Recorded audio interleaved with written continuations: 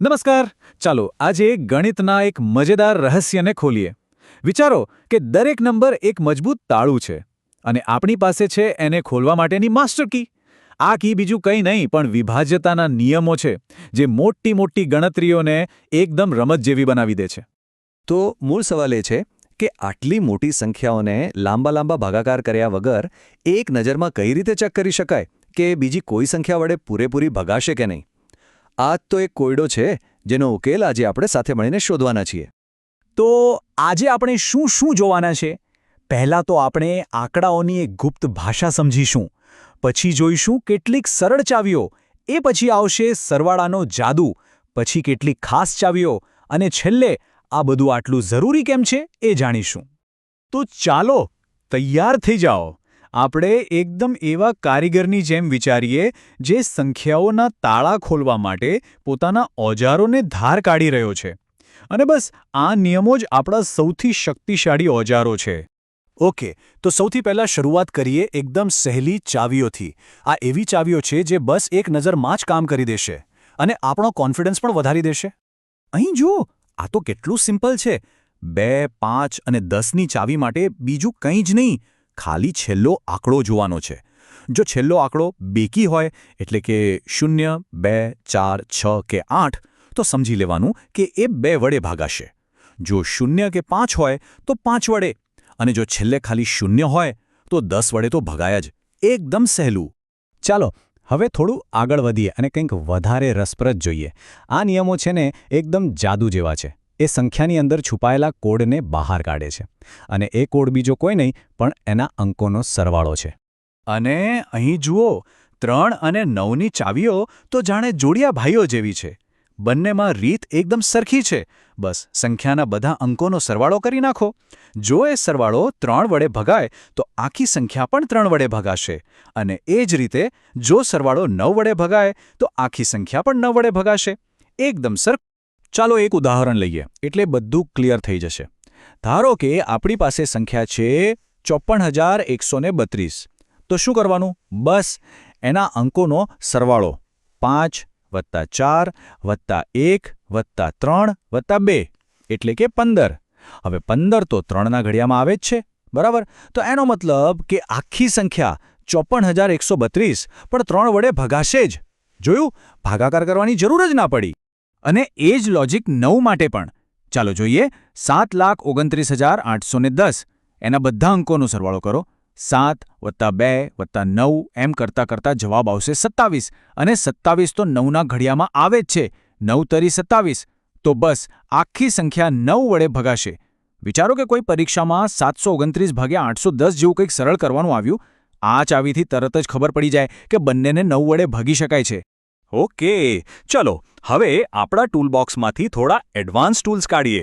આ ચાવીઓ થોડી વધારે ચોકસાઈ માગે છે, પણ એ એટલી જ પાવરફુલ પણ છે. હવે વાત કરીએ 4ની ચાવીની. આમાં તો આખી લાંબી લચક સંખ્યા જોવાની જ નથી, ભલે ને ગમે તેટલી મોટી હોય. બસ છેલ્લા 2 આંકડા પકડો. જેમ કે અહીં ઉદાહરણ છે 1,52,832. એમાં ખાલી 32ને જુઓ. 32 એ 4ના ઘડિયામાં આવે છે. હા, 4 × 8 = 32. તો બસ આખી સંખ્યા 4 વડે ભગાશે. સિમ્પલ.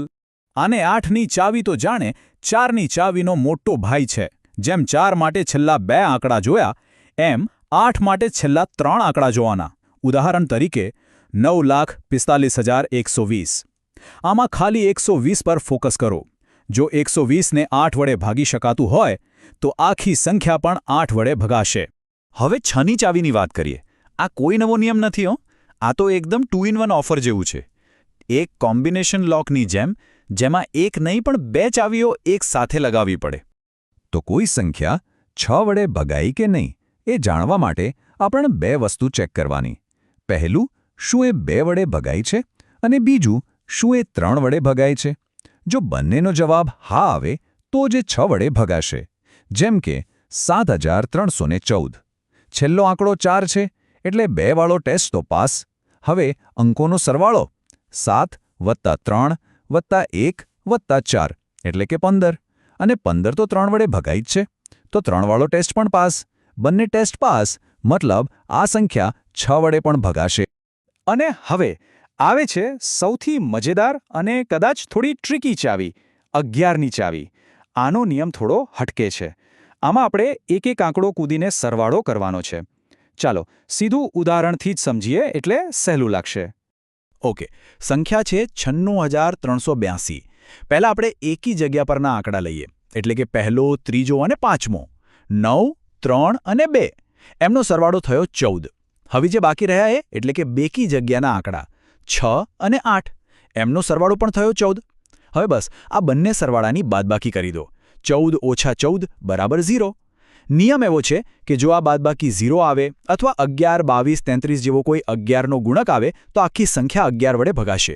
અહીં 0 આવ્યો એટલે કામ થઈ ગયું. તો સવાલ એ છે કે આ બધી ચાવીઓ શીખવાનો ફાયદો શું?